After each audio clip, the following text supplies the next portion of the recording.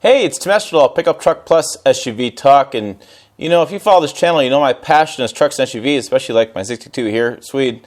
But I got a different video for you, and I want to explain it in a little bit. Basically, I'm going to show you a video of a gentleman driving a Tesla Model S around the countryside in Australia, like the Outback, like literally out there in the middle of nowhere. Sue Mead ran into him when she was doing a Jeep expedition. They were going to go across the desert, doing east-west across Australia, and this guy's there with his Tesla Model S. Now, why show you this? Well, I've been labeled as an EV rejecter by my critics, and rightfully so. I'm not so into the technology as other people are, and I think there's two main arguments to be had here.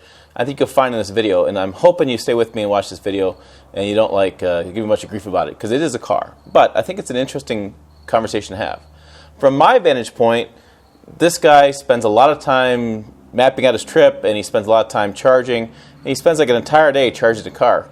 To me, practically, that's not something I want to do when I'm traveling. I want to just get in and drive and go.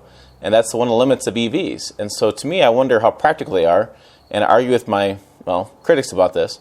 But I do find this guy's story pretty interesting because he does overcome the obstacles of EV through extensive planning. And so there's that pro and con there. So on the one side, you have guys like me. I just want to hop in, I want to go. I got to pack up the kids, pack up my camping stuff. Last thing I worry about is whether my car is charged.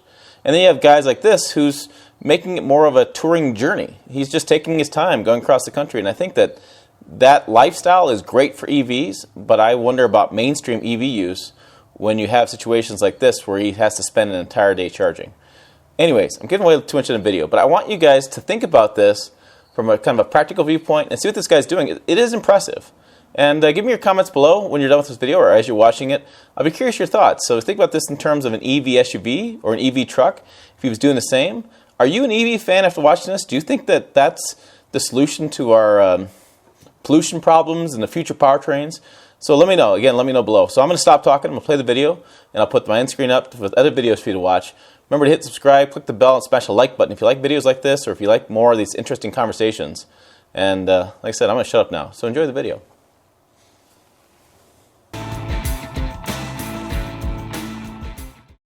Here we are heading out into the desert, the Great Simpson Desert, with 5 Jeeps, and they're all set up with special tires,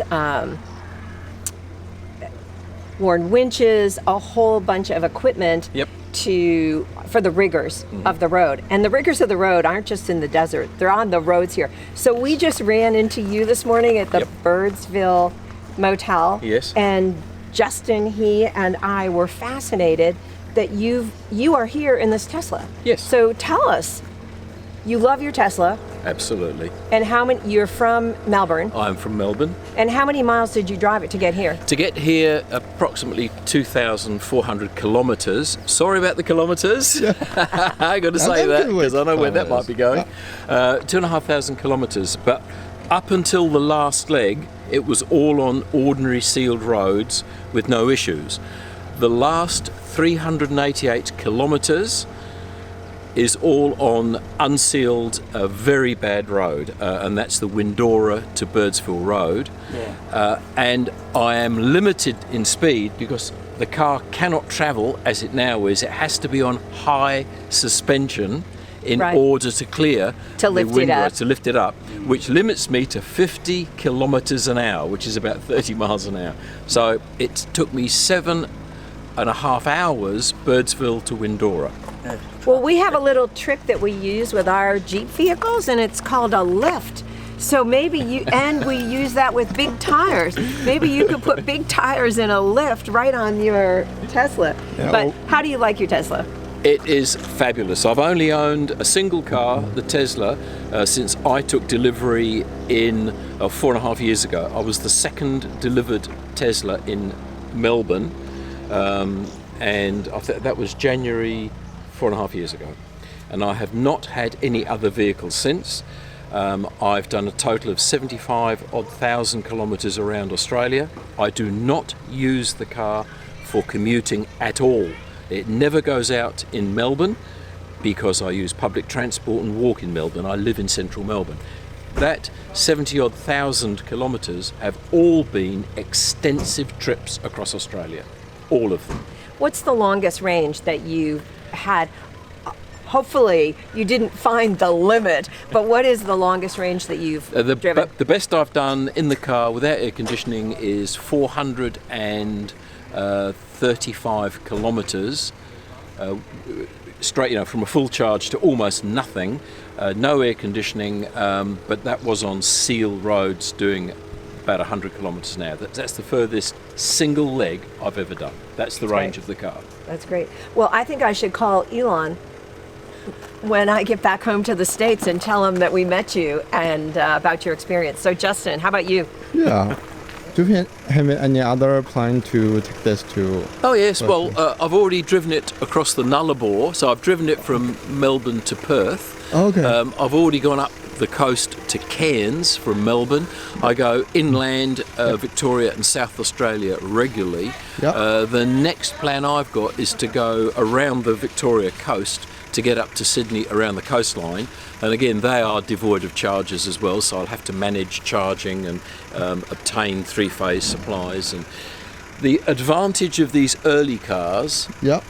which unfortunately Tesla drivers no longer have, is that I have 22 kilowatt onboard charging, which was an option for these early cars, which means that I can stop en route and use three-phase 32 amp chargers or outlets, Yeah. and I can charge, in 2 or 3 hours I can actually charge to get going.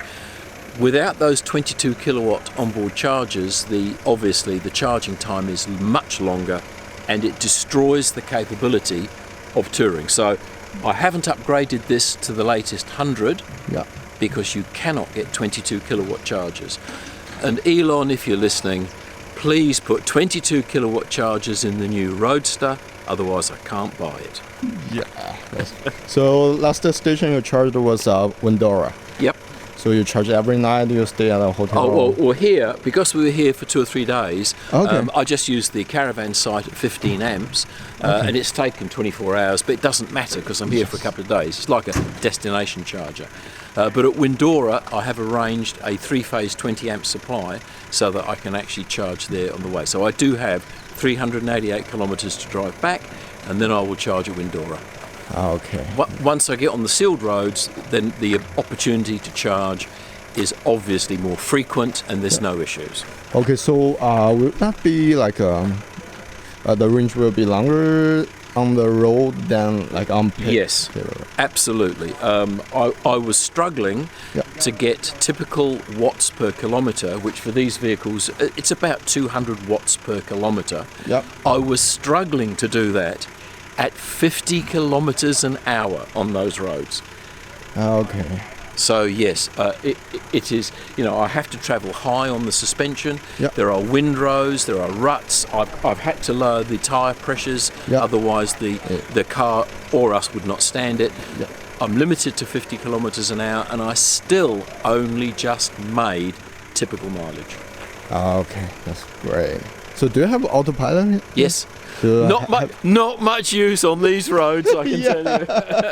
That's what I thought. There's no centre line and there's no edge marker. Yeah. There's no way on these roads you can use that.